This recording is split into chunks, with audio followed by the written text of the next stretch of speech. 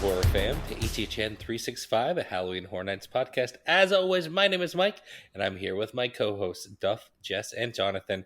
How is it going? I mean, with how close we are to the event, it's rough. It's rough. It feels so long. Oh God, it hurts. I know. It's to the point where it got so close that it's going slow now. Oh, so much money. So expensive. Oh, I know. I'm so broke. And that. And we have a little more to buy, just to, bring your spirits up a little bit. Shut up. On today's show, we will be talking about our wants that we want to see in the Scarezones, as well as a deep dive into the Knott's announcements at Midsummer Scream, and a bunch of other news and rumors. So let's hop right into it. We have some 365 housekeeping stuff. First, let's go into what's going on with us. Yeah, so the most prominent of them, we have a little sale called Sales from the Crypt going on until August 11th. So you only have a couple days from when this episode drops to buy 4 of our merch designs that are forever going to the crypt, and this will be your last chance to purchase them. That is going to be the 4. Yeah, that. the H is for Hellblock shirt. What else? The HHN Jam shirt with Nightingales. Graveyard Games. Graveyard Games, unfortunately. And Rip. Captain's Widow. The Dead Man's Pier shirt. So those 4 are going to be going into the crypt. We have to make room for reasons, who knows. And those 4 are on the chopping block, so you have until August 11th to get those. They are going to be 25% off. So take advantage of that. Get them before they're gone. It's a pretty nice deal. And then my Sandlot joke killed. You guys did not catch on to it, but no, I caught on to it. There's one person there that likes my Sandlot. You assume I didn't catch on. I caught on. We heard it. I chose to just pass over. Go, yeah, sure, whatever. Well, you're not big Sandlot fans? I like the Sandlot. I do. Like it. Yep. All right, and we have actual news. Big event. No Little Giants. All right, Sandlot's better than Little Giants. Relax. You don't need to mock me now. All right, Duff, what else is going on?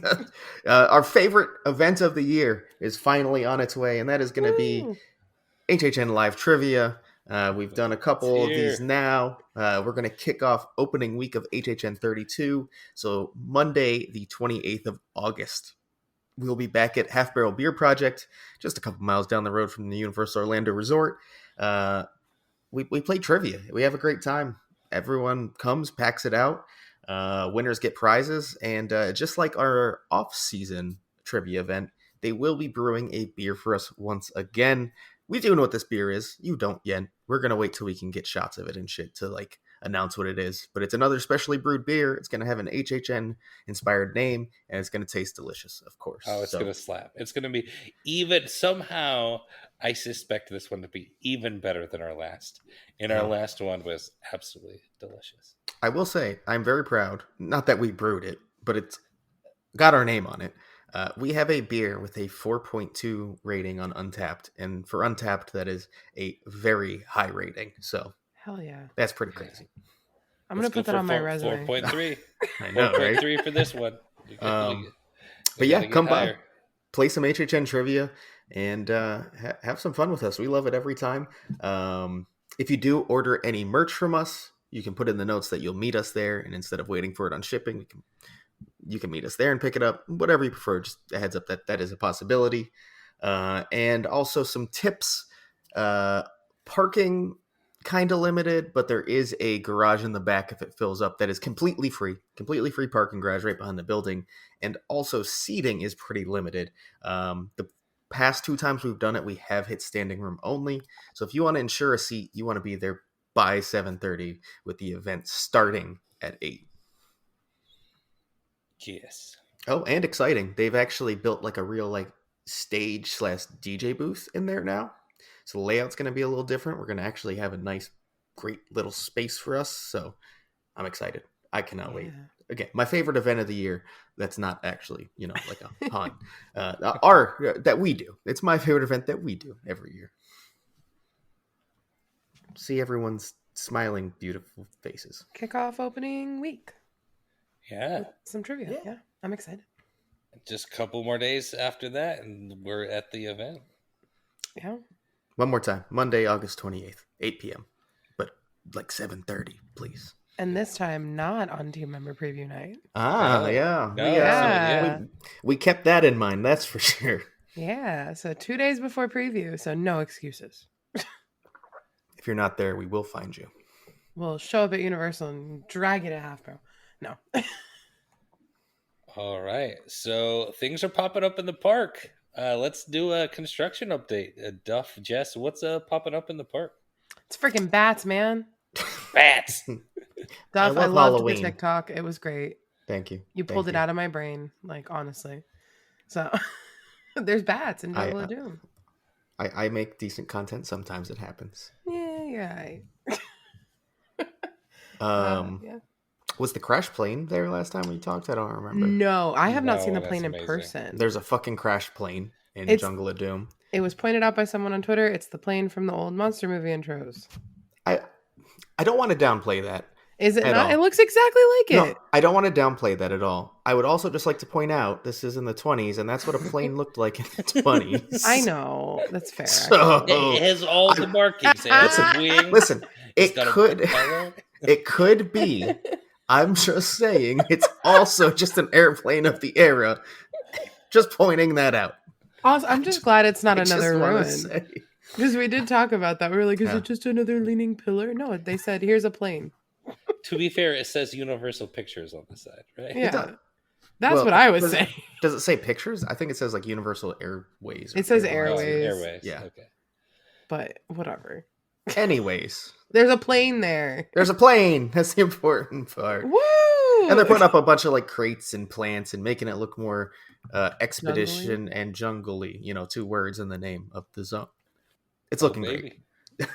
We do have, as brought up by Jonathan previously, the predecessor, at least spiritually, to Hellblock Horror, is going to be Shipyard 32. The props they've put out, yeah, kind of Hellblocky. Oh, it's Hellblock. It's Hellblock. Like I We have the cages now. Yep, they're gonna put a Yeti in there. I think that's the only thing really new since last time that's along those lines, but yeah, there's like some metal thing over the truss next to the crane looking truss, but that's really it. But yeah, boy, does it look like Hellblock 2 Electric Boogaloo. Has anyone seen an H? I will. Jonathan will find it. Jonathan, we need you here now so you can go look at that zone. I'm and gonna find look the at H. every box. Like, what are you doing? And I'm looking for the H. Like, don't worry about it. It's important. It's somewhere. I know it. I just know it. H. What else? Vamp. Oh God, actually, there's a lot has happened in Vamp since we talked. Bus. There's a bus. There's motorcycles. There's a whole. There's more stuff on the stage. They painted that whole bus. That bus that they've had forever. Yeah, it's true. It is all very beautiful, Paisley, gorgeous, groovy. Love it. Oh my God, it's beautiful. I haven't seen it in person either, but I'm probably going to go tomorrow or Wednesday and just drool over it for a couple minutes. I also don't know if we've had the chance yet to talk about the fact that someone got a picture of them doing light testing at night on the stage, and it's all black light reflective, and it looks super trippy and awesome, and I can't wait to see that fully going on, because that video, oh my God. Yes. Yeah. And the podcast episode, like going along with it, I'm so excited. Yeah. Vamp. If we're going to the front, to Oddfellows, there is a platform on top of. Wait, no, we haven't even talked about the truss. The big truss is now at the. It is not the same size as it has been the past 2 years in Production Central. It's quite a bit smaller, as expected. Now, actually, at like the front of the park, next to like Today Cafe, and it does have a platform on top of it. Yep. So, could Oddfellow be up there? Could performers be up there? Could something be up there? It looks like a platform. Just I feel saying. like they have to be. People are like, well, there's no ladder yet. Of course there's not. It's August 7th when we're recording this. They don't need a ladder yet. Rehearsals start in like a week and a half or 2 weeks. So Oddfellow's wild. He could just like pop up. He doesn't need to do all that. He doesn't need a ladder. He's a shapeshifter. He's Yeah, going to shift into a ladder and then get himself up. Yeah, no, it'll show up in the next couple, probably days, weeks. Every time we say something, it shows up the next day. So a ladder will appear. So I'm assuming he's going to be up there because the podcast said he's going to be beckoning us into the event. It's his event now. It makes a lot of sense. And I think for opening ceremonies, this spot is going to be fucking cool. Everyone's going to be able to see it too. It's not going to be like you have to get there at like 3 p.m. and sit in the sun to see at least some of opening ceremonies. You'll be able to see the icon at least. Mm-hmm. Yeah, and icon years are always a little bit more of a opening ceremony. They always have like some fireworks or some pyro or something usually when there's like an icon to so yeah, I'm excited. And then for the last scare zone, we're going to head over to Hollywood, of course, Dark Zodiac, where there's kind of like these stages put up like we've seen typically. However, these have pretty good sized structures taking up most of the stages. They're kind of meant to look like corroding metal, I guess. Yeah. And they are to represent the zodiac signs. So you have a lion that is crying blood out of his eyes. You have I'm terrible. Is that Sagittarius, the like archer kind of thing? Yeah. There is a ram for Aries. Yeah. There's a scorpion for Scorpio. I know that. Good job. I'm proud of you. And, yeah, I'm not going to try to name, but there's like half the zodiacs represented at this moment. I assume there is more stages and more zodiac signs to come as well. Well, and someone, we don't post backstage pictures, but someone did. And there are all the other zodiacs are backstage prepped over by the parade buildings. So seems like we're going to get those. But what Dakota, Cathode Coaster, he pointed out that right now the signs are grouped by their elements. So all of the fire signs are together. So Sagittarius, Aries, and Leo are all fire signs. So that is so cool. If that's the direction we're going in, this seems like we're going high concept. We'll get into that later, but I'm so excited. And that is what we're seeing around the parks. Also, a lot of lighting structures like outside the park at the arches and stuff like that has started to pop up too. Yeah. I know there's stuff popping up now, like sort of by the Dead Coconut Club area, right? Like some lights and stuff like that. Mm-hmm. Oh, yeah. And they've kind of like stanchioned off some space for that stuff as well. No like props or anything visible of Dead Coconut Club specifically yet, but yeah, you could see the work starting with We're almost there. It's so close now. And I know, it's crazy. Again, 24 days from when this episode drops insane. is opening night. And if you're a team member, 22 nights. Congratulations. It'd be 3 weeks. No, it'd be 3 weeks from the day this episode drops. So let's hop on a very unique plane that says Universal Airways over to Hollywood. A 1920s plane.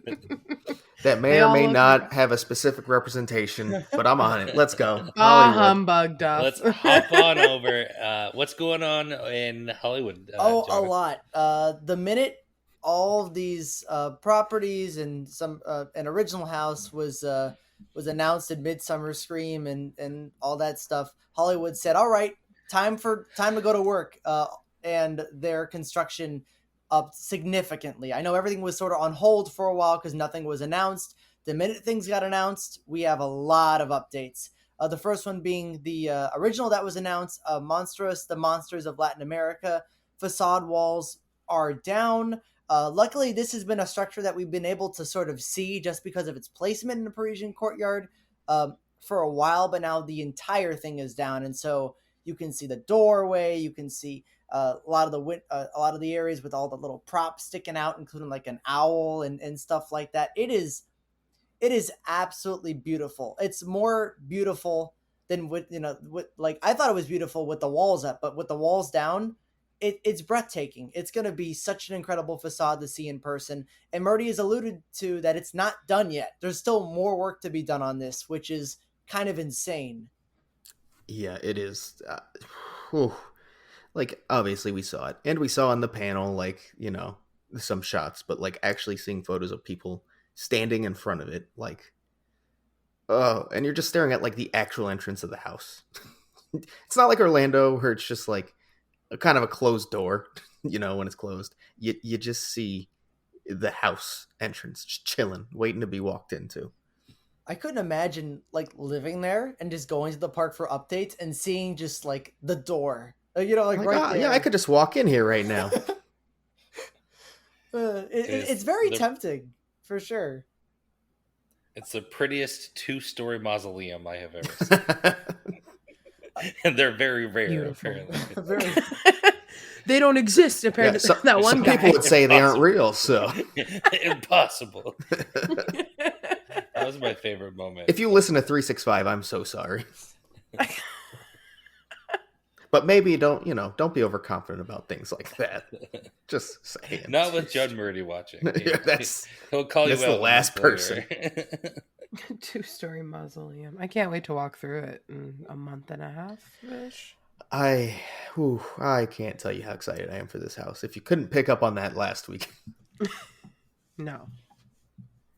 Or by the amount of times I text the group chat talking about it. But, we can talk about something else. It's okay. Go ahead, Jonathan. Yeah.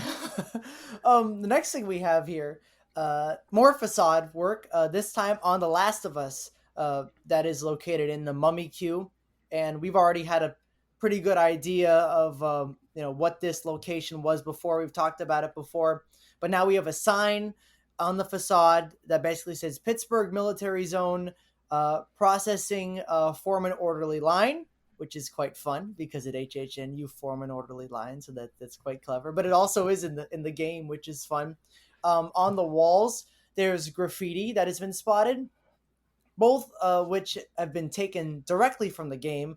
One of them says, "Stop feeding us lies, give us our rations," and the other one says, "Corrupt bastards." And it's cool having these little details and this location from the game, the Pittsburgh Military Zone sort of entrance, recreated almost exactly. It's not done. There's a lot of work to be done. The event's not here yet, but you can already see the resemblance and how close they're wanting to make. They want it to make it look like the game, and I think that is such a cool way to start the house, and such a great, it's great that they're recreating it straight from there. This is one of the ones that, like, the second it started to get built out, we're like, oh, yes, Last of Us, I see. But, like, actually seeing it, like, really come together, I'm getting impressed. Not gonna lie. Yeah, they're staying really true to the game. Like, very, like, that's really cool. Like, down to the graffiti is, like, the same. Like, that's pretty neat. I hope they keep that throughout the house. And that would be really awesome. Fingers crossed. No black walls. Oh, none? We might be asking for a lot. Less black walls. Yeah. I'm kidding. Significantly less. Yeah, I don't remember they've done that a lot level. recently. I don't remember the level where it was just black walls. That's when you died and went back. We have another facade. We keep moving on with the facades in Hollywood. This one for Universal. Facades. Yeah, a lot of facades. This one for Universal Monsters Unmasked, which is the tent that Halloween was in last year. John Murdy confirmed it. We'll talk about that a little bit later. Basically, he already went over it in the presentation, but now we can see it in the park. It's a kind of just a giant newspaper with the headline, "Catacombs open today despite public outcry." You can see a little opening for the screen. I can't tell if it's there or if it's just waiting for a screen to be put there, or I don't know, but there's a screen in there. They said in the presentation before there's going to be projections and music and narration and stuff like that. And it's a really interesting concept for a facade. And I think hopefully, depending on how they lay out the queue for this location, it's going to really let guests understand what the story is before they enter, which is something that I think would be really helpful, especially considering last year's Legends Collide. I went and I didn't know what the story was, and I couldn't figure it out going through the house. So this will definitely help. Anubis wins. He just like, oh, surprise guest. It's werewolf. Yeah, I'm excited. I think that it makes sense. This is not what I expected the facade to be, but seeing it makes me excited. I mean, I'm excited for this regardless. Backseat Monsters rise. That's all I'll say. I will say the only thing I don't like about facades like this is it's typically trying to like, I don't want to say shove a story down your throat because that's not what it's doing. It's trying to like get you the story very quick because you need to know it. Mm-hmm. And I don't think that always pans out too well. It's kind of like an overload of information to start, and that's going to make it tough to pick up on. Hopefully, the house is self-explanatory enough once you're in there. But I think with facades of these type, that hasn't always been the case. I really think they're gonna have to lay out the queue differently, because what I remember from a Halloween in that location was that a lot of the queue was on like the left of the house. It wasn't just in front of it. There wasn't a lot of switchbacks in front of it, so you can just see the facade. I feel like the majority of the time I was in that line, I was like on the side of it. And I remember, because I remember joking that like when I was next to the house, all I could hear was the doo-doo-doo, like over and over and over again. I was like waiting. But I think they're going to need to reroute this so the guests can actually have time to see the video and see the whole thing. Because I'm sure it's a relatively, couple minute video or something like that. Then, instead of them sort of just being on the side and missing the whole thing, and by the time they get up to the front, you had no time to watch the video. You're in the house. So hopefully they can figure that out. And we have one more. Oh my God, we have one more facade update. This one's a little less grand, but it's for Chucky Ultimate Kill Count. It's the official name of the house, and basically, there is a sign on the top of the building. Basically says "Good Guys Factory," which we all assumed Whoa, it was. shocker. And there are a ton of more Good Guy doll boxes that have popped up down near the bottom, the middle-ish of the facade. That look yellow from pictures. So it's all coming together. And I also want to thank my friend Kevin for giving us a lot of these pictures and taking them for us. He was the first one that spotted the Universal Monsters Unmasked facade. I'm like, oh my goodness. So big shout out to him. That was awesome. And these updates are great. Cool. All right. So moving on, it looks like we have got some news about specifically the Last of Us house. It looks like the first bit of news that we have is that Troy Baker and Ashley Johnson, who are the voices of Joel and Ellie in the video game, have recorded new lines for the house. So they will be a brand new line. So that's really exciting. What do you guys think about that? I think that says a lot about the commitment to making it like legit, they're going all in. Yeah. Also, apparently there's going to be some hidden details from the games, kind of like the weapons table and other little Easter eggs. So probably tons of little Easter eggs throughout, which is also really exciting. So if you haven't started replaying the game, now is the time to do so, because there's going to be a lot of little hidden gems. And lastly, that they will have masks for the clickers and bloaters that look nearly identical to the video game. So that is really, I mean, I think we expected them to really go all out on the masks and the makeup for the zone, and it sounds like they are going to.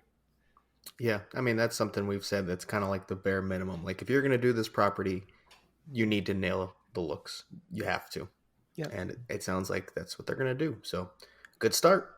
Definitely a good start. I'm excited to see it. What I find interesting is that now we're in the point where there's a lot of people posting their hype list, and there's going to be until the event starts. I've noticed The Last of Us sort of fall near the bottom on a lot of hype lists I've looked at. And I'm like, oh, that's interesting. I wonder if this will start changing people's minds or making them a little bit more hyped, because at least for me personally, I was already excited for it. I had I have a lot of faith in it. I think it's going to be great. The minute they got Troy Baker and Ashley Johnson to come back for it, not only was I like, oh, it's going to be good. Now I'm like, oh, they're, like you said, Dove, they're Naughty Dog and HHN are working together to create the most authentic experience they can in this house, for hopefully both coasts. And that is that's really nice to hear. It's always good when you hear that a company's working really well with HHN to really make their property shine and make it the best it can be. It's always a great thing. I think to your point of it being a little bit lower on average, the thing is, if we're talking Orlando too, like the originals, I think, especially for people in the community, they're going to be a few of those really high. Obviously, that's going to take up some space. You have Stranger Things, right? You have Monsters, always high on a lot of people's lists. And what they've said about Chucky has really hyped some people up. So I could see how, on average, The Last of Us would fall lower. To be honest, on my list, I think it's going to be lower than I thought it would be as well, just because of some of the other stuff that we've learned. I get it. I get why. I'm very excited for it. Don't get me wrong. I just understand why it would be lower. Yeah, I also feel like, especially locals in Orlando are going to they're going to hype the originals up, especially this year because it's so lore heavy. And every Orlando, fan is a whore for lore. That's a shirt right there. Yes. I'm a Whore for lore. Whore for HHN lore. Wow. You're welcome. But no, I just think that because like Oddfellow, they're like retconning him into like everything. Everyone's going to be really excited about stuff like that. And I know he's not in every house, but that's going to make like, or his origins house and stuff like that be higher. And I think that's going to knock this down, especially when there's also Stranger Things on there. I will say though, both coasts, like at least with the articles and the way they talk on social media, whenever a house is announced, it feels like, and I might be wrong, feels like they're talking a lot more about The Last of Us than Stranger Things. And it could just be because they literally just can't say anything about Stranger Things and they have to keep quiet. But it feels like there's a lot more, at least from my perspective, excitement about this in particular, which is quite interesting. So let's move on to an interesting event that was going around on Twitter. So you may have seen photos of Laura Sauls on stage in London. From what we can tell, this was most likely like a travel agent conference or like third-party ticketing event. Like something training. like that. Yeah, like. But regardless, Laura Sauls was on the record in London talking about HHN. One little thing we got was that we actually saw Phantom of the Opera and the mask he would be wearing. They had him out for photos. It was a mask. It'll look better in the dark. Yeah. I'll say that. The sculpt is it was better. Nope, I'm not going to talk. Actually, I'm going to wait until I see it with show lights on. I think it's unfair to put it in like fluorescent lighting like that. Like as someone who has done makeup before, that's so unfair to the artist to put a sculpt like that in lighting like that. Yeah, exactly. That's not what it's meant for. Also, it could not be the actual show one. True. It's not the show ready mask. It could be somewhere along the design process. It could be made specifically for not being at the event. Who knows, right? It might not be the one we see in the house. It got messed up in the suitcase a little bit. It had to get all the way to London. It melted a little bit. That's all. Yeah. However, a bit of a bombshell, if we want to call it that, was dropped. I have a lot of questions. I'm just gonna say. I'm excited. So at the Peacock Bar, which we have kind of learned will be Lumbars, there's going to be a special guest there. We don't know in exactly what capacity, but that he will be there. This may sound like a joke. It is not. But David S. Pumpkins himself will be at the Peacock Bar at HHN32. Any questions? I hope I have a question. My main question is, I really hope the skeletons are there. They have to be, right? They have to. Because they're part of it. They're the best part. Part of it. I'm so excited. This just feels so late on the David S. Pumpkins train. But it feels so right. Yeah, came out in 2016. But didn't he literally like this past season on SNL he came back? Yeah. Yeah, For the Halloween he comes back. episode. He comes back all the time. Was it all that Yeah. I literally before last year was not familiar with David S. Pumpkins. Oh, that's why. Okay, that's I'm why a you're huge so fan. excited. I'm a And- huge fan now. Daniel and I had no idea. We were How? cackling. I had seen it, but it wasn't anything that I was like, oh, okay. I gotta look at fucking, Tom Hanks in a fucking pumpkin suit. What's this about? So like we watched the compilation of all of them and we were crying. There are lore whores that are yelling at their podcast right now that David S. Pumpkins has actually been featured at the event before. Yeah? Yes. In a more appropriate place. In appropriate Correct. Place. And it was a nice little appearance. I thought it worked well. This is... I'm not down on it. I just think it's strange. That's all. I think it's a fun experience, and I think people eat it up. And I think it's a nice little humorous moment you can have at the event now. So not complaining. I just think it's so strange. It's weird, but I think that I would rather have him shoehorned in at the Lombards bar than like where the Weekend bar was, right in the like center of the park where he's in my face. I agree. And that kind of also is really telling us why you have like the trusses we do there. You're probably gonna have like the meet and greet space with a backdrop, that kind of shit.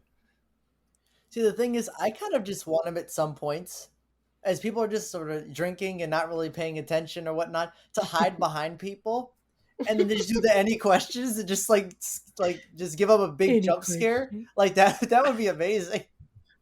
I'm David S. Pumpkins. Yeah, throw your beer. How do I audition to be a skeleton? I just want to fucking stand back there and dance. They just walk up and down the You could bars. just do it. I mean, I will just do it. Coming to at HHN365 pod on TikTok, a video of me doing the skeleton dance in the Peacock bar. So before we move on, speaking of it yelling at your podcast, I have been fully corrected by many people on Twitter.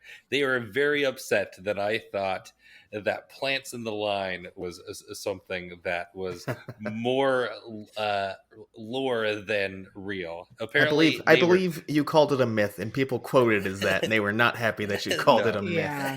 To be fair, neither was I. I came in and corrected you, and I got called out once for some reason. I was like, I'm the one who said I know they're real.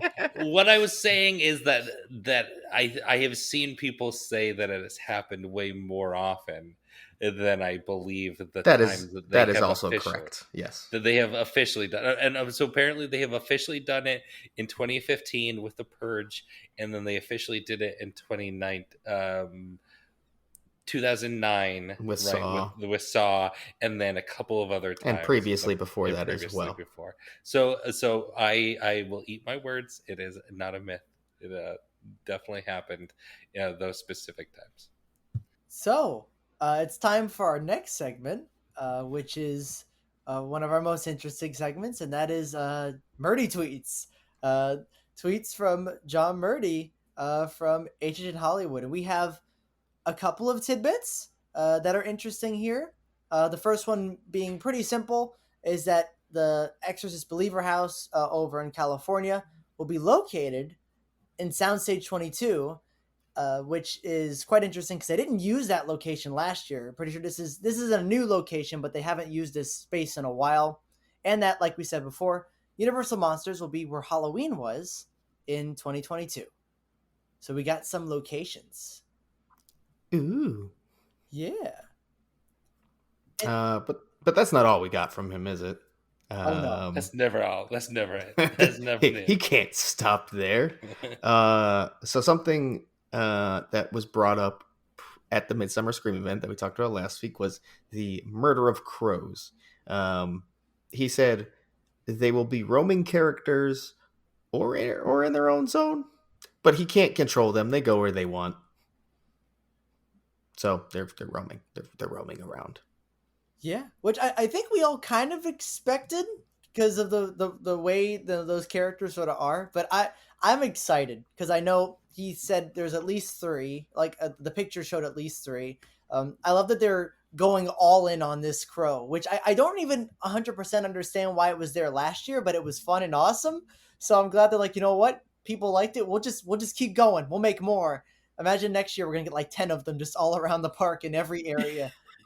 I'll take it. They're badass. Terrifying.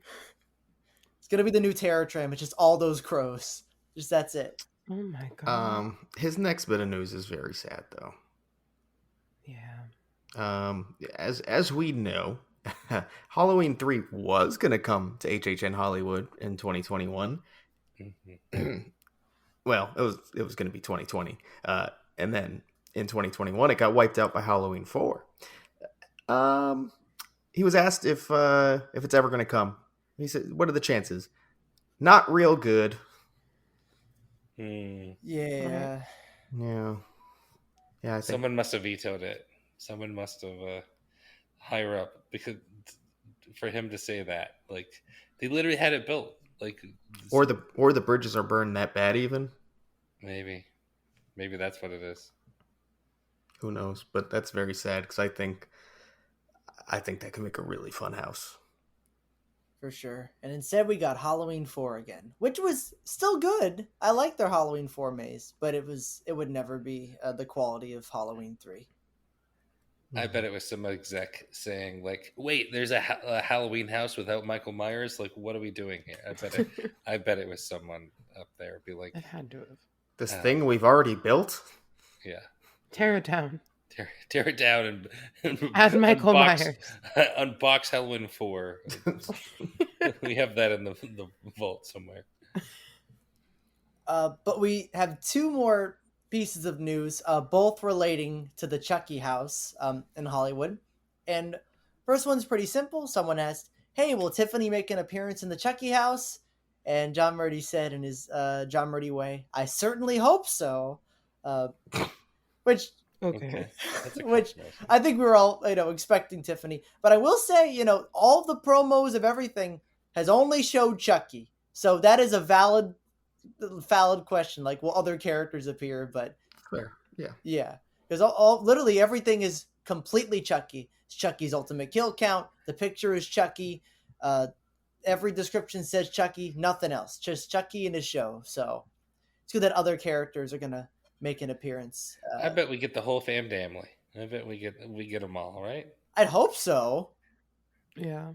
I mean, the show has everybody, so yeah, it wouldn't make sense not to. They have to. And they I mean, it seems like they're very on board with kind of fully collaborating and giving everything they can to this house. Yeah. So it would be a strange choice not to have anyone else, to not have everyone, basically, to be honest. Yeah. I mean, the kids are some of the most interesting people from the TV show. No, they have said it's not a full adaptation of the TV show, which I think is actually a pretty unique take on it. But you got to have them, right? Oh, yeah. I mean, I think even though it's not a full adaptation, they very much, the focus is still on the show. The first announcement we got is the show. The description still says the show. So I assume, I'd hope every major player from the show, at least the big ones, get at least a, section or a scare or something like that. Especially someone as big as Tiffany. I'd assume her to have hopefully a relatively big role in the house. Yeah. And people will definitely riot if there's no Glenn and Glenda representation. Oh, for sure. Especially with how big of a presence they were in the show, too. And the last little piece of news here was actually, I watched 100 interviews for Midsummer Scream that John Murdy gave out. So this wasn't a tweet. This is just kind of the only tidbit I thought kind of worth talking about on the show from one of his interviews. And basically, someone asked, "Hey, you give us an update on the updaters? Talk to us what's going on with them, because we've talked about in the past. John Murdy has referred to and teased HHN updaters getting killed. We got the famous Lord Spookula getting killed and stuff like that. And basically, John Murdy replied with, "So, in the ultimate kill count house, the whole premise is Chucky wants to kill everyone going through his house, and anyone who goes in isn't safe, including updaters. So I think he's heavily hinting that everything relating to updaters, I'd assume also our good friend, rest in peace, Lord Spookula, is somehow No. related to the Chucky house, which is very exciting. We hardly knew you. I will miss you so much. He was got so young. What if we see the kill? What if we see Lord Spookula die in the house? Not right in front of we us. We have to, right? Come on. We have to. What if we are all Lord Spookula? What if he lives inside us? What you're trying to say is Jonathan's just going to be up there getting skewered. I mean, sounds like a great time. Wouldn't be the worst way to die. It was like, okay, if I gotta go, Chucky, you can kill me. It's okay. Killed by Chucky as part of HHN? I mean, come on, Jonathan. Take it. There's Everyone will think it's part of the house, too. Like, oh, that's such a cool effect. How'd they help Back to the Mike's plant myth. It's Jonathan. In Orlando, Lord Spookula is actually Oddfellow. Ah. I made that up. Thank you for clarifying. There's going to be a tweet about it tomorrow morning. Right? It was just a joke. But get him. Tear his ass up on Twitter. But other than that, that is all of the John Murdy tweets to talk about. Murdy tweets. Yeah. Wow, I didn't do it once this episode. I know, that's why I had to do it. Wow, sorry, I'm slacking. Yeah, that was weak. I'm not very proud of you there. I'll be better next week, I promise. Thank you. All right, so I think the way we're going to do this, because our main segment relates to HHN, we're going to do our main segment, then hop into some other haunt news after that. How does that sound? Sounds great. Yeah, sounds good. Works. Cool. So our main segment this week is going to be, we know what the scare zones are, of course, but how do we want to see them utilized? What do we want to see in them more specifically?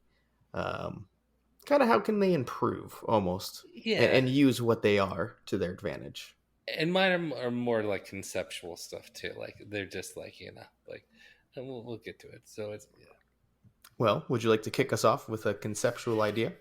Yeah. So my conceptual idea is I am ready to have the Central Park Zone really live up to its glory that I think we hoped the Scarecrow and the Terra Carentis Zone.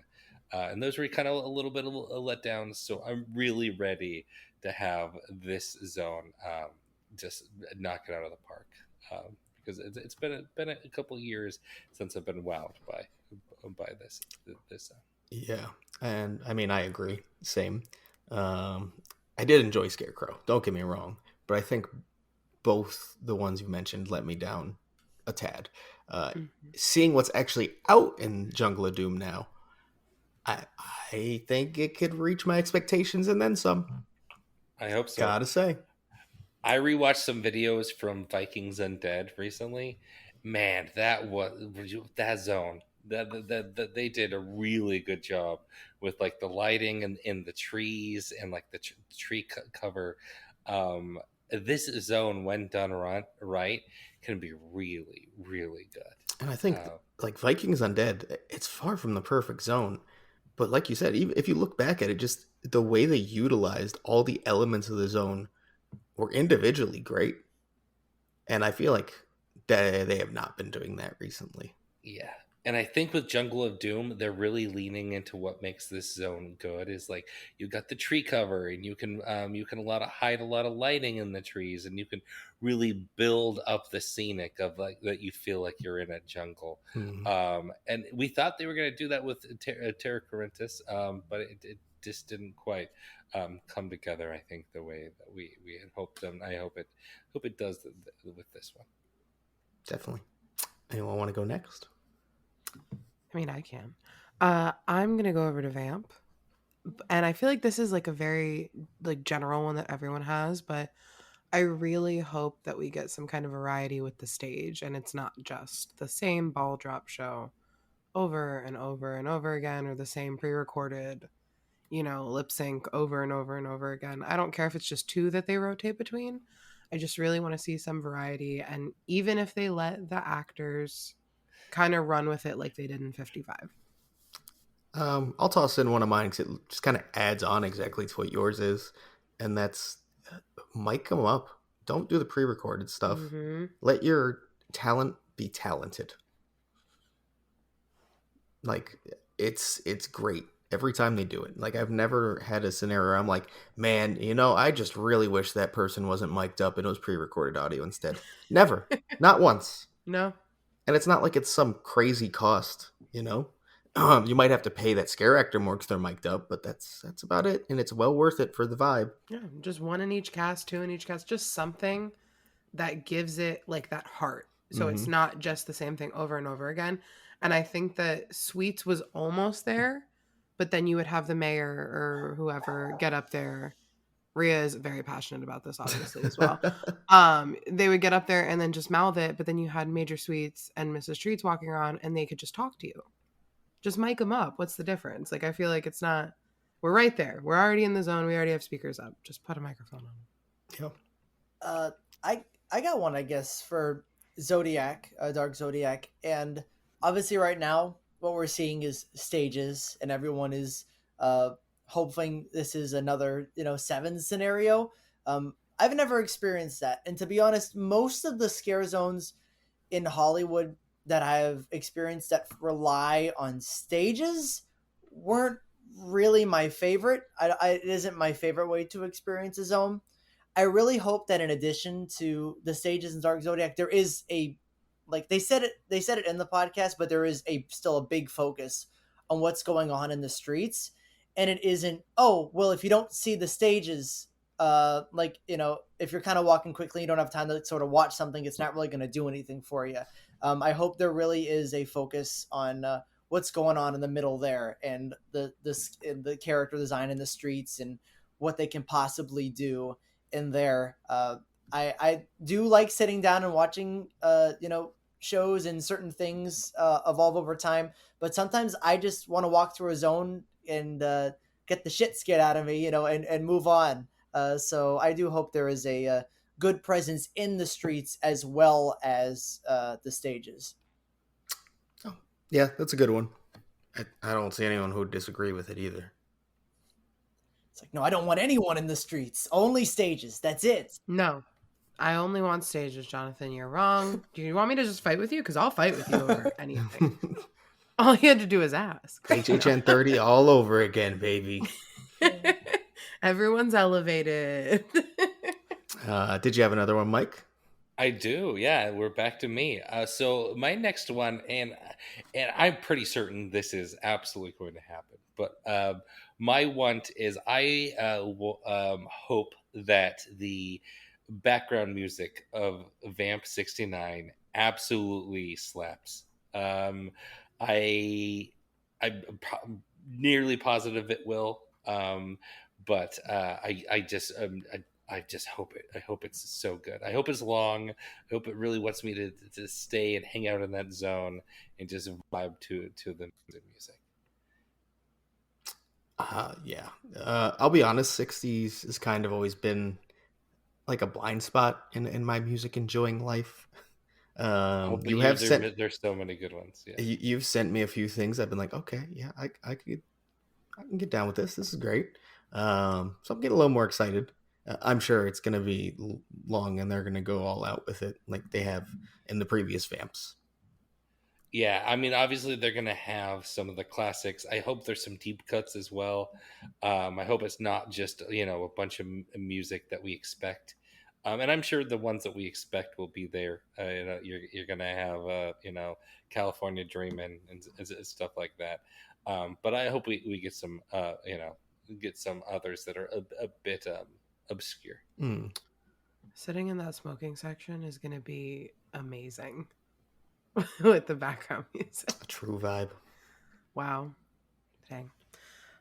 Mike, I had that one as well, but I figured someone else was going to say it. So, I actually want to talk about Jungle. and I know I've been hard on it, to say the least. Okay, after it was announced, I was more positive, to be fair, and I've been happier now that we're seeing set pieces. But my wants for jungle, I feel like it kind of piggybacks off of what you guys were saying about the vibes and the lighting and everything. I really just want it to kind of hone in on that, and I hope that the characters like have enough, I guess, character to them. That's like the best word I can find right now, to kind of make it come alive at night when the sun sets and the fog gets really thick and heavy, and hopefully the bat's eyes glow and stuff like that. I really feel like they're setting it up for magic already. I agree 100%. Yeah, I think. Oh, I can't say that. That's too much of a hypeless thing. Never mind. Yeah. So I'm optimistic about it. I don't want to give away anything hypeless yet, but I feel like they're already very close, just set wise. And those bats, I really like those fucking bats. I'm sorry. They're so cute. Big ass, beautiful boys. Bats are my favorite animals. That's all it took.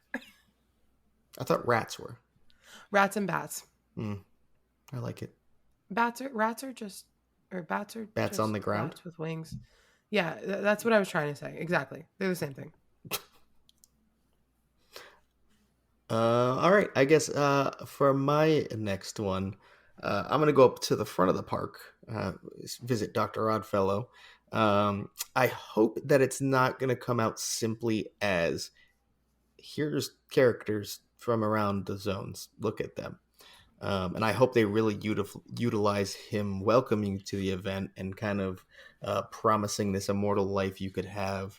I hope that's actually played out within the zone and you can feel that and pick up on that, because I feel like there always is like a story behind the production central zone, but you never really get it. Like last year, Halloween or Horrors of Halloween.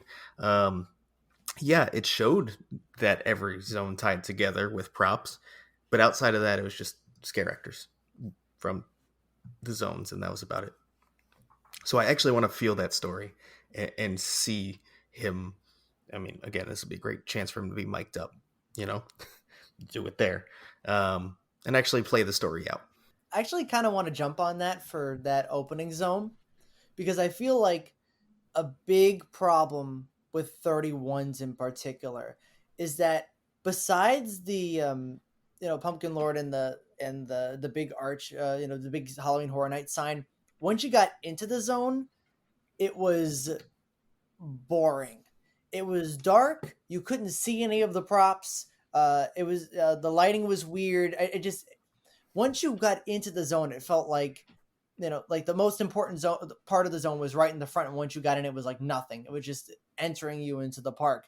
I really hope this opening zone like not only tells a story and Oddfellows welcome you in, I hope it really makes an impact, and that throughout the entire zone there is enough colors, enough lights, enough props that really get you hyped for the event. That's something that I really don't think that 31s did quite well. So I really wanted to see that improved in 32 to to have everyone have a good start to their day. Yeah, I mean, I obviously agree with what I just said. So, all right, I guess we're back to me. I have only one more. I don't know how many you guys made, but I also only have one. I can settle with one. Yeah, let's do it. Yeah. Okay. So my next one is, and this is something that they have kind of already alluded to, but I am hoping for a lot of Easter eggs, a lot of little tidbits that we can, go around hunting for, almost playing like Where's Waldo and finding, I am too promiscuous for the lore, and I am definitely excited to see little throwbacks to years prior in these zones. Promiscuous in the lore. Yeah, I'm sorry, that was funny. It sounds likely that that's going to be the case. Yeah, it has to be. They've said it in the podcast, I feel like, multiple times at this point. But I'm excited too, Mike, because I feel like we get like, oh, last year how all of the scare zones tied into Pumpkin Lord. I feel like that was just like them dipping their toes in it for this year and them hiding shit all around the park. Yeah. So my last one, I have to talk about Zodiac. It's me. Shocking, I'm ignoring Shipyard. I'm sorry. I figured Jonathan was gonna go there. I am soon. Okay. Yeah, it would get its representation eventually. So for me, I've been saying it, I really want high concept. I didn't get to see 7, but I definitely knew that would have been my jam had I actually. It was really good. Yeah. Really good. Everyone says, if you could have been there, Jess, you would have loved it. Thank you. But for me, what I really want to see is, and I feel like they're dipping their toes into it with grouping them together by elements. I want to see the other tropes behind the zodiac signs. I want to see maybe representation of the gods and goddesses that go with the zodiac signs and things like that in maybe different cultures and lores. So I really hope we get some of that. And I think them just grouping it by elements is already kind of showing us that we maybe are going in that direction. That would be cool. Do you think they would like play in like the negative traits of each zodiac too? Like so 7, yeah. Yeah, like Leo, it would like anger and stuff like that. Aries hard-headed. They could also just be like banging their head into shit. I feel that personally. But yeah, and I know that like the Scare Zone, some of the vloggers were pointing out there's like a counterweight on the Sagittarius structure. So I'm just interested to see like we're getting, some moving parts in the zone. So they're definitely, if it's not high concept, it's very close. I think it has a lot of potential. I'm very excited. Yeah, I'm really getting excited for all these zones.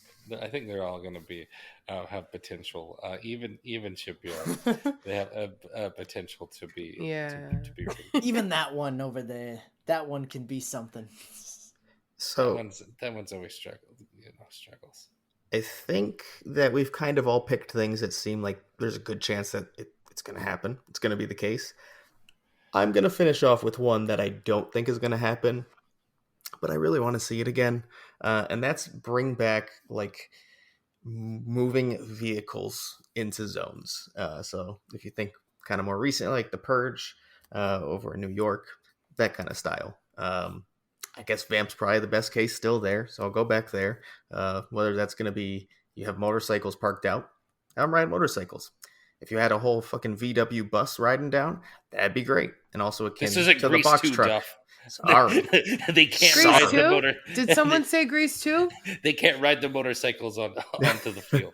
They want a cool rider? Oh, God. But these are all things they've done before. And I know it's pretty busy now. It was also pretty busy when they used to do it too. And they did it. They made it work. I'd love to see it again. That'd be incredible, especially for that zone. It would really help the atmosphere, like, I think a lot. Especially the vampires were riding like the motorcycles and stuff. That would be really fun. Like, just replace the Purge scene where, like, you got kidnapped into a box truck to getting kidnapped into a VW bus by vampires. Like, great. Perfect. Love it. No notes. 100%. Where do I sign up? Well, the bus blares make your own type of music.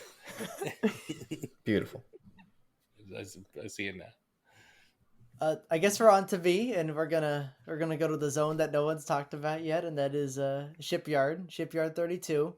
And to be honest, I don't have any real like wants from this zone, like any ones that are not silly, but I do have a silly one, and that's I want them. We're already seeing it with the props. I really want them to lean into the Hellblock vibe. They know what it is. They know what they're doing. They're not dumb. They, creatures from the past in cages, breaking out. It's Hellblock. It is. I want them to just lean into the goofiness of it. I want them to have creatures that were in Hellblock. I want to be able to make lots of funny Twitter posts regarding how similar this is to Hellblock. I want this zone to be like when I really need to just like relax and laugh after after getting scared a lot. I want this to be the zone, but like in a good way, in a Hellblock way. So That's kind of what I want it to be, and it's already looking like it's shaping up to be that with the props that are popping up. I can't wait to see more props and see what creatures they pick and see if there could be some fun jokes to be had. Yeah, I don't see this not being at least a little goofy. It's gotta be. Even the premise, even if you pretend you didn't know what Hellblock was, it still sounds goofy. Like there's creatures and they got out of the cages. They're loose in this one specific area. Like I don't know, it's silly. I want to see what creatures he has. Creatures from the past is gonna be even like sillier because it's like, who did he trap in this cage? Oh, it's I don't know. I can't think of a funny creature. It's a nightingale. I don't know. That's silly. If it was characters like chicken. nightingales and stuff, people would lose their minds. They would. I would love that. It's That'd be gonna be incredible. Mouth brooders and It's stuff. gonna, Mike. We had the same thought. Mouth brooders. Gonna have a whole ass body collector locked up in the cage. There's no way a body collector would let himself get locked up. It's like, all right, come on, man. I'm basically a human. I am a human. Let me out. That's inhumane. He's like, excuse me. He's just knocking Sir, politely. please. I'm a gentleman. he just insults you while you walk by. That has H&R blood and guts, just like sitting, like, chilling in there. Larry. Boy. Larry's just chilling over there going, eh. He just has They him for his feed own me. entertainment. He's like, he puts on a show for me every other week. I'm HR blood and guts. I really think this, like, I don't love Anniversary Zone, like the one I got to see, which was Eddie. I thought it was fine. It just kind of felt like the characters were kind of just there, like, hello, it's me. But if we're putting them in silly situations like this, I think this is gonna be my cup of tea. This is gonna be my thing, because I like seeing old characters, but making them like part of this story, part of this lore, and also making it silly at the same time. I think that's great. I think that's a fun thing, and I can't wait to see it in person. Jonathan thinks imprisonment is silly. Oh my god. That's all I got from that. That's what you said. But it's like little creatures. It's not. You think this situation is silly. No. If you're thinking little creatures like the little guys from Slaughter Cinema in Midnight Snack, but really, these are like the Yetis. What if it's like a Treekin Foon just like in a cage, like, hello? Oh my god. That's just like a human hybrid. You really just want to see humans No! in prison. Jonathan. Oh my god. Damn. This, you know what? Go in the corner. You're in timeout for 5 minutes. He thinks imprisonment is silly. I don't know who we're bringing on this show, but we needed to run background checks next time. Oh my god. No, I see what you're saying. You're right. I think it's going to be goofy, and I think it needs to be. So, yeah. Yeah. Don't take itself too seriously. I agree. All right. Did anyone else have any honorable mentions or anything they wanted to say as far as their wants for scare zones? They're going to kill it this year. I'm optimistic. Yeah, I think so. I would like them all to tie in. Oh, we already won. Cool. Everything won. All right. So what do we say before we get to our final other parks news? We have a couple of HHN related voicemails. Why don't we just get those going? Hey, HHN365. I'm about halfway through your episode, your latest episode. You guys were trying to think of a house that did the whole, like, put victims in line with guests. Oh boy. And I had me thinking, and I remember seeing it the first year they did the Purge house, where the victims would kind of like walking like towards the front of the house, and they'd get in line and they'd start, I think like Jess was saying, like they'd start befriending the guests around them, and then a certain part of the house they'd get taken from the line. And yeah, I remember that visually, because I think that happened me one time going through the house and witnessing it. I thought it was a pretty neat little thing they did. I wish they'd do that again. Who knows? But yeah, I just thought I'd call and leave a voicemail. I'm going to continue listening to your guys' episode. You guys take care. See ya. Thank you so much for stopping the episode to call Mike out. Appreciate it. He's like, one second. He's like, hold on, this guy's out of his damn mind. Did he say myth? I do. Excuse me, sir. I will say on the last episode, this is a house that completely slipped my mind too. That it had it. I thought it was. I was remembering back to like Saw as the most recent one. This definitely was, obviously, and I think I can even recall like video of like, say like the auctioneer outside, kind of like the plant being used there as well. So like, 25 was not a year that I attended for sure. So yeah, thank you for calling in and confirming. Anytime you hear any of us being, saying stupid things, leave us a voicemail. Mostly, we want to hear it. Me. It'll mostly be me. I don't know. I've said some pretty off things. I don't remember anything, so I'm probably wrong. We used to have a segment on the show where we would just correct all the stupid stuff that we said. Yeah, it was it was like a news segment. I don't think we would ever get the news stuff. That was basically our main segment. Here's what we got wrong. Yeah. Right. Yeah, so all the OGs will be like, oh yeah, I remember that. Yeah, we did that. You guys haven't actually gotten better. You just kind of ignore when you're wrong now. There's just too many of us to count anymore. That's the problem. I can't audit this. All right. Well, thank you so much for your voicemail. And I have one more here, but I think we have one more after that. Yes. All right. Hey, first time caller. Been loving the show.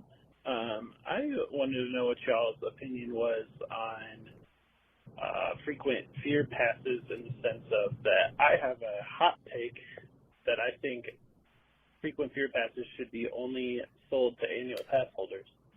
I know some people are going to fight me on that, but I think it would help control some crazy levels of attendance.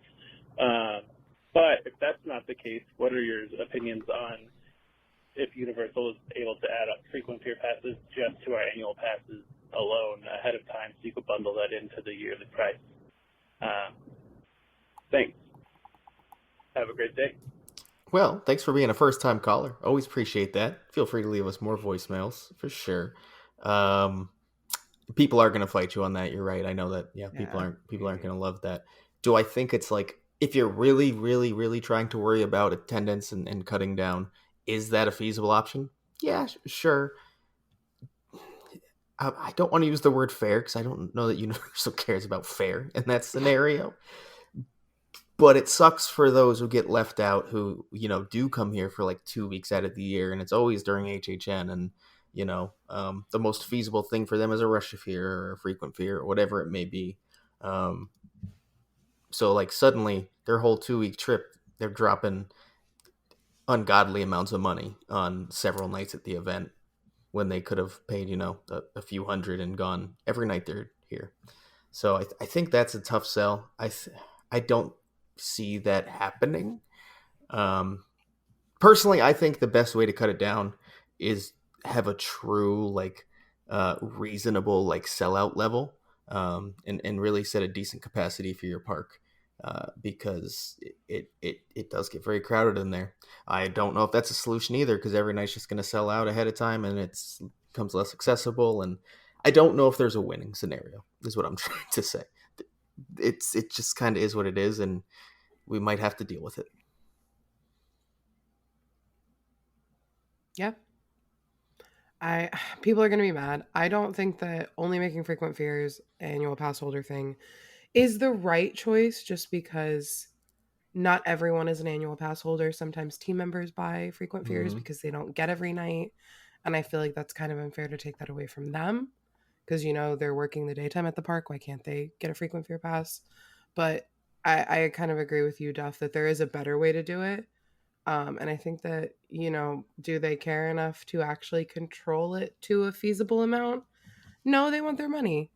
So I don't know if we're ever going to get that. But I think that this whole choose your start date thing is a very interesting change for frequent fear passes this year. So we'll see how that kind of affects things going forward. Yep, we have one more. I'm going to play it over my phone because it came through Instagram, so be wary of that.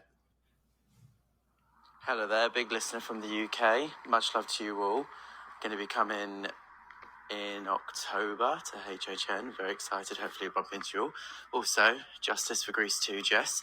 Yes. I have a little point to make regarding your conversations about the annoyance that Evil Dead Rise in Hollywood is going to be just a reincarnation of Horror Hotel.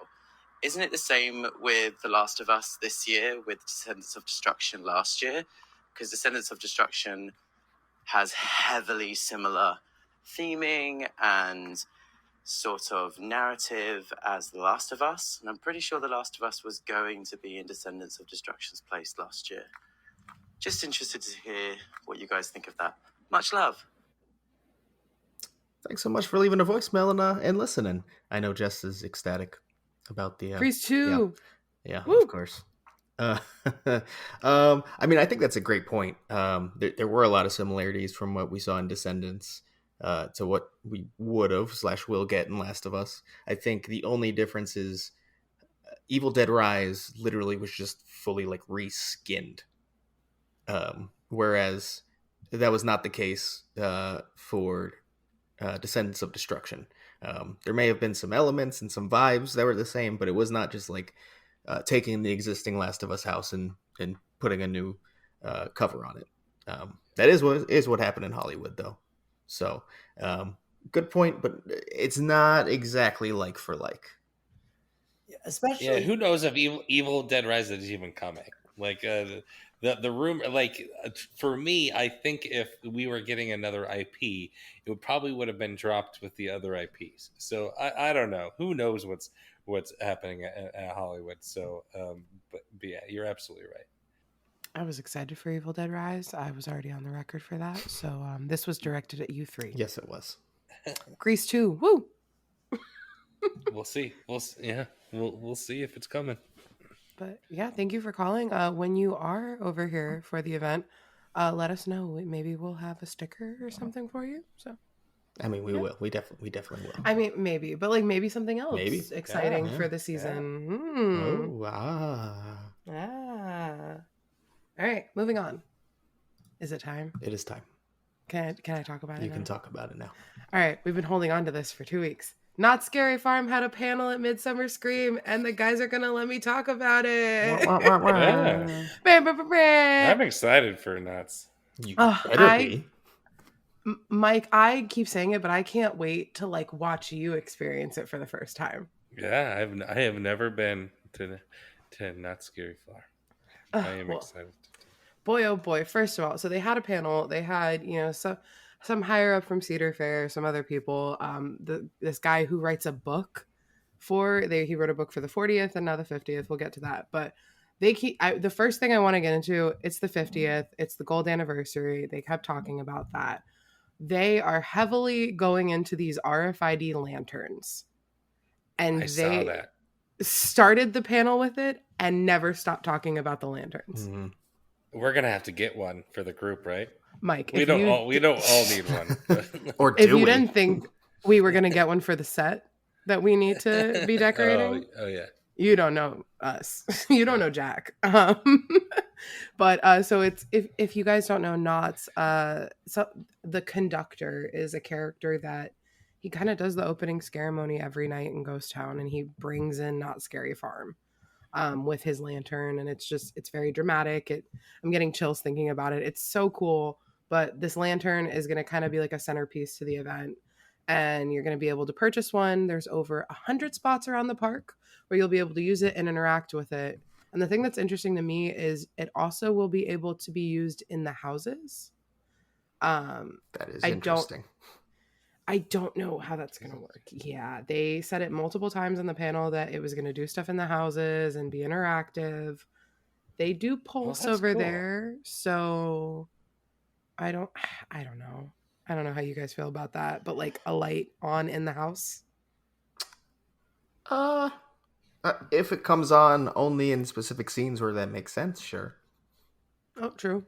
And maybe it's not super bright. Maybe it's Yeah, and it had different colors and it's RFID. It can do a million things. To me, it's giving very what was that? The Amulet of Fear from 27. but it's a little nicer. I'm curious on what the price point's going to be. They haven't released that. But it comes with a ghostly interactive map that will guide you through the park. And one of the scenic designers later on was saying that they designed this massive spider's lair that will interact with the lantern, and then as well as 5 other big displays and interactive set pieces around the park throughout the night. So I definitely think we're going to get a lantern, guys. Yes. Not even a question. No, they brought 4 of them out, and I was like, wow, can they just like ship one to Florida? But moving on, something that, we all love a tribute store, but they are doing a 50th Legacy store and museum. It's going to be a fully immersive retail experience. It's going to be in the Emporium. It'll be open to day guests who are in Knott's and who are outside. But in the evening, it will only be open to Scary Farm guests, and there'll be a pathway from the park directly into the store and back. It's going to have multiple rooms. They showed concept art for a lot of it. A lot of Easter eggs. If you know Knott's history, it's going to be hidden everywhere. There's some pumpkin stairs that people were very excited about. I was not familiar with it.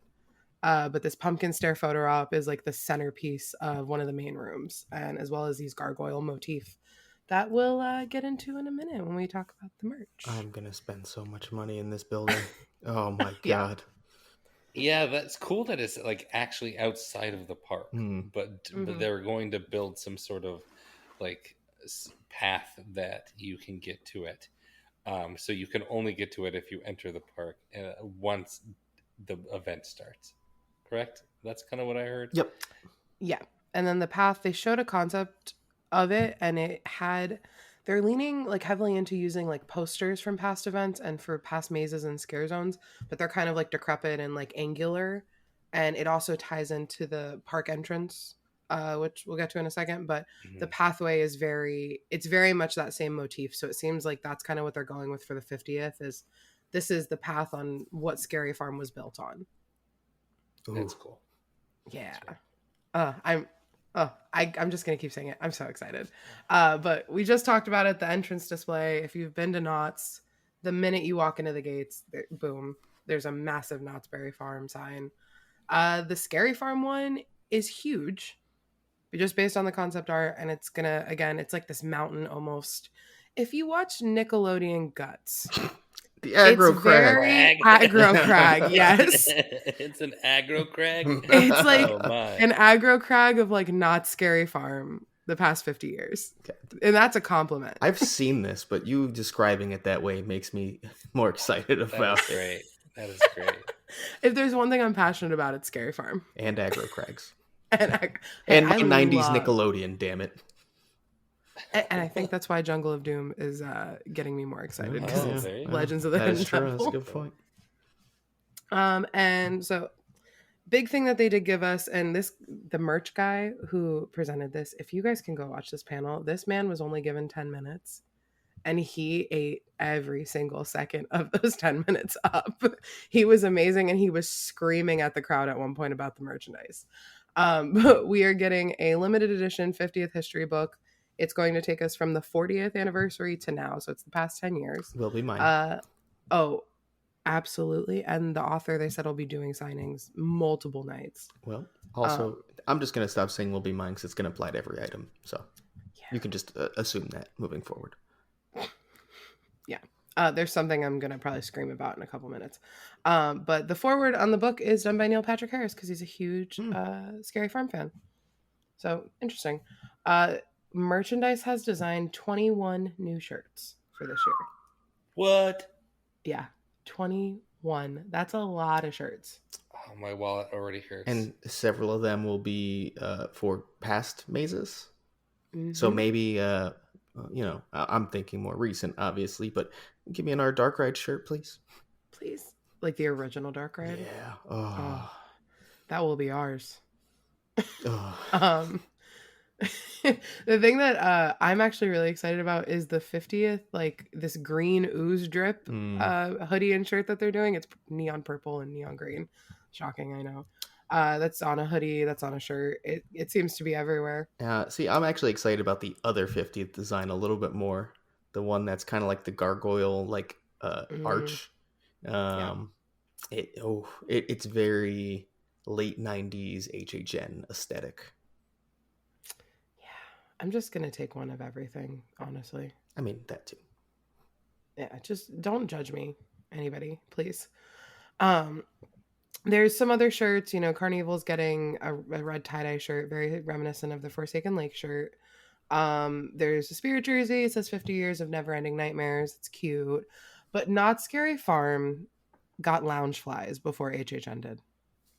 Mm-hmm. And honestly, I'm not even disappointed because I want to get both of them. So one of them is a tombstone with the Knots K and then the lantern that we were talking about. And it's a mini backpack. And we also got a coffin backpack with the Knots little skeletons on it. So they did it first. And I need to find room in my suitcase for both of these. You'll make it work, I believe. I'll figure it out. Of course, they're doing tiki mugs. And then they're doing 50 pins. 50. 50. Yep. And he said some of them are going to be for past mazes and zones and events. Some of them are just, things you see like a cockroach and stuff like that. And they also designed a Not Scary Farm 50th coffin pin board to fit all 50 of the pins on. Also, he mentioned that they will probably sell out quick. So if you want it, buy it immediately.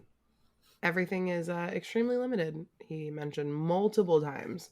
And something else I need to find space in my luggage for is Scary Farm Monopoly. Yes. Yep, Scary Farm Monopoly. And he did say, if you're curious, Elvira is featured in the game.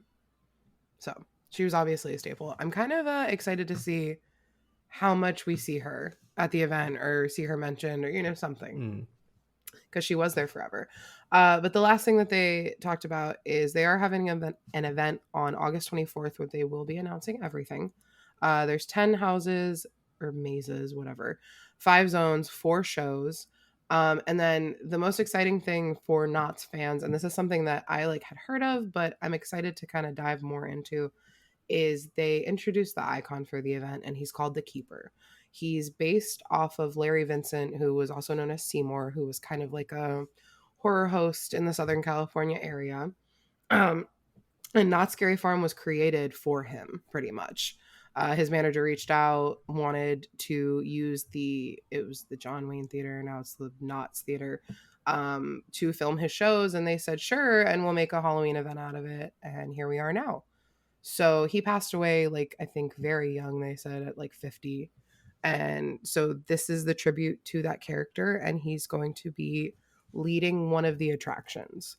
That's all they kind of gave us. He came out and he, told us about this event on the 24th. I'm expecting him to kind of be leading that event on the 24th as well. But they brought out Larry Vincent's daughters and they did a cute little thing. And I'm excited to see kind of where this goes. I think making what is basically the icon of your event based off a real person who is super important to the event shows exactly what kind of event Scary Farm is and the culture that's around it. That is amazing. It's beautiful. I absolutely love that. Also, I think there's one thing you may have glanced over in your notes. I might have. And that's that they hinted that the hanging might return. Oh, I did miss which that. Which has not been seen since 2019. If you don't know, HHN fans only, Bill and Ted style show, basically. Comedic relief. But Scary Farm fans were adamant that this was way better than Bill and Ted. I only got to see it once, 2018, and I did enjoy it a lot. So I would love to see it return. Same. But yeah, that's it for Knott's. Yay. More to come. Definitely. All right. We do have a little bit of Hello Scream Orlando news, though, before we wrap up. Yeah. So they announced a quote-unquote new house. Of course, that means they've overlaid an existing house. Dead Vines, Nolan's Nightmare. Okay. Nolan's. Okay. Hex has fully taken over the bayous of New Orleans, and her plants are more than willing to feed off your flesh. Are we talking about plants like shrubs or plants like the plants we talked about that were in the Purge? Enough. I get it. I'm sorry. Suffocating you as you gasp for your final breath. Yep. Duff messaged me. He's like, "Hey, people are really upset that you didn't think plants were real." And it took me a while to figure out. I'm like, "What is he talking about? Like, Plants? I don't believe in birds, but I do believe in plants. Like, what are you? What's a plant? I'm not a flat earther. Like, what are you talking about? Plants. It took me a second. But yeah, a quasi new house for Hellscream Orlando. Okay. Yep. Yeah. It's not itchy and scratchy. That's it. It's Hex. I like Dead Vines. I don't know why we had to. It was already in the South, I thought. Yeah, I don't know how much it's going to change the full aesthetic. I think more costumes than anything, right? Yeah. Probably. And there'll be some like fleur-de-lis around. I don't know. Can I get a po' boy in the house? Is that possible? Oh. Ooh. Yeah. Okay. Hey, you might have something going if that's the case. I'm just saying. Okay. What if there's like a little parade or something going, like a marching band or something going down? Instead of a hidden bar, it's a hidden po' boy stand. I'm down for that in the middle of a house. You're like, ooh, I need a snack. We'll see how different this house is. Yeah. All right. And I think that's kind of all the news we got to talk about today. Yeah. There was a lot today. Oh my goodness. Oh yeah, it's a lot. A long episode. Can we go talk about knots again? Oh, we will. We will talk about knots. Phew. All right. Well, as always, you can find us on Twitter, Instagram, and YouTube at HHN365 and at TikTok HHN365pod. We have an amazing Discord. The link is in the description, and our merch shop is HHN365.com. You can always leave us a voicemail at 407-906-4134, and we will see you in the streets.